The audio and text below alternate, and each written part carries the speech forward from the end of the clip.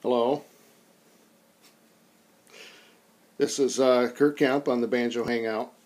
There's been some recent forum posts on folks with hand issues, arthritis, things like that, which myself, over 50, I suffer the same problem, and in the last couple of years it's been worse than normal.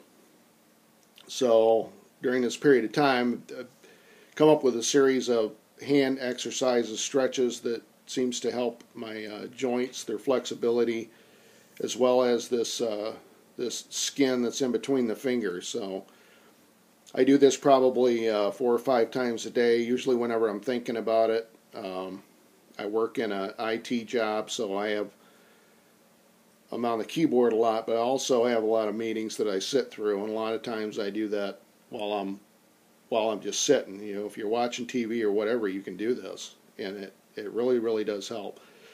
There's a particular order I do them in, not that it's anything better than another. It just helps me remember how I want to do it. So basically, I'll try to make it so you can see. The first thing I do is actually go down through every single one of my knuckles and try to get the blood flowing through them.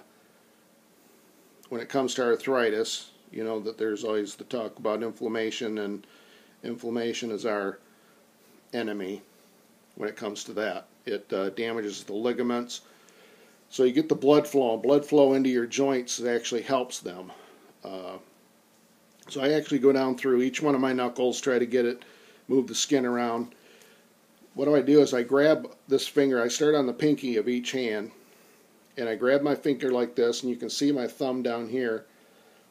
I put it on this knuckle to the finger next to it, and I just gently push that back. You don't want to push it till you get a bunch of pain and suffering, but I also try to keep my fingers straight.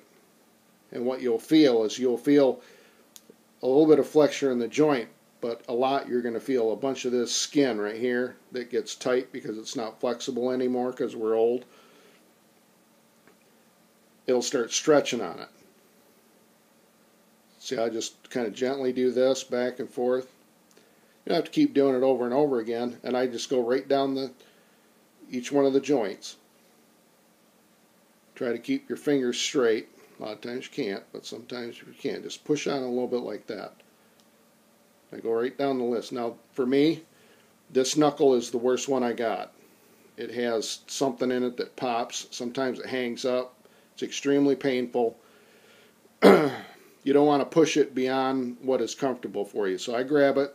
I can only get about, well, you can't hardly see it, but that's about all the flexure I can get out of this particular knuckle. So I push it gently as much as I can till I can feel it get a little bit of pain into it. Sometimes I'll take these fingers like this, pull them apart like that. Most of the time I just do this. And I go down through both hands, do that, all of them. Then the next thing I do is I take this finger, starting on the pinky, and take your finger and put it on your joint. This is an important part because you want to be able to relax this hand so you can actually stretch it. What this does is if you don't have your finger on this joint, when you try to push it back, your muscle in this hand is going to automatically resist. What this does, and sometimes it feels like with arthritis that it's going to pop this joint out of place. What this finger does in putting it in place is it feels secure. And you just take it and you bend it back to whatever is comfortable. As you can see, like that. I go down through every single one of my fingers and do that. Now, that's as far as I can bend this finger back. My son, he can go back like this. I mean, he's all the way backwards. But he's also a punk kid. But anyway, go down through each one of your fingers like this. Get them all the way out on the end and just kind of do it back. Now this one hurts when I do it because that knuckles is the worst one. But the more you do this, the better flexure you'll get out of it. The more often you do this, you'll find. But make sure that you're concentrating on relax in this hand.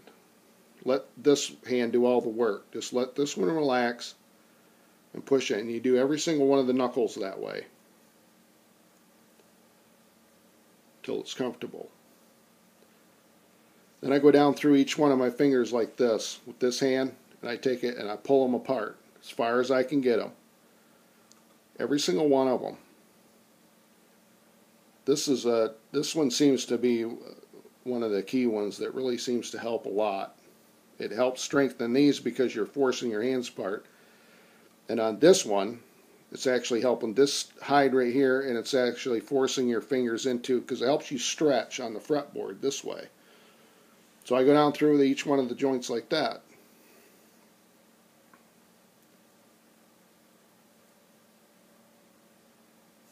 Now, probably the most painful one is this one. I don't know how far you guys can fold your fingers up. On some days I can't. I can only fold my fingers like this because they're too stiff. Take your finger like this, put your finger in the joint like that, and you pull it up this way. Now my pinky's pretty limber. That don't bother me at all. This one, a lot of times you'll find that in order to get this joint closed, you have to actually bend your finger this way, which once you try this, you'll see how much it hurts the tendon in the palm of your hand. It's amazing. But anyway, I grab it and I pull it up. Make sure you got this finger in the joint and you pull it up like this. Each one of them. Now, if you can't get it to pull up at all,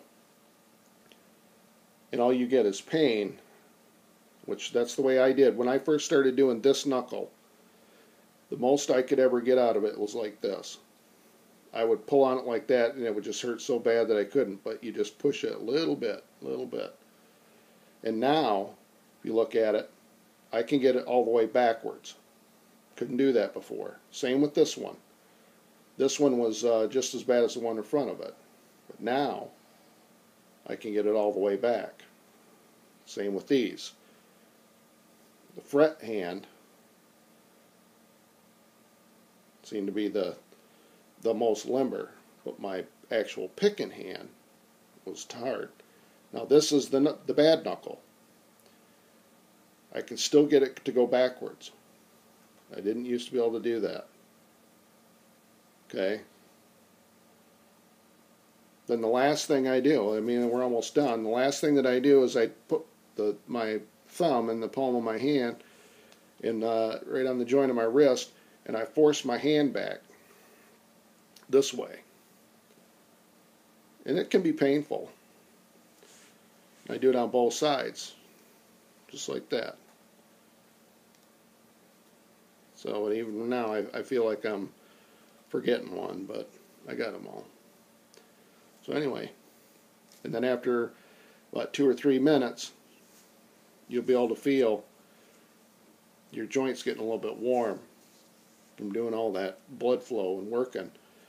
But I guarantee that if you do that a few times a day and just keep on doing it, especially before you pick the banjo, you'll find that you pick a lot smoother.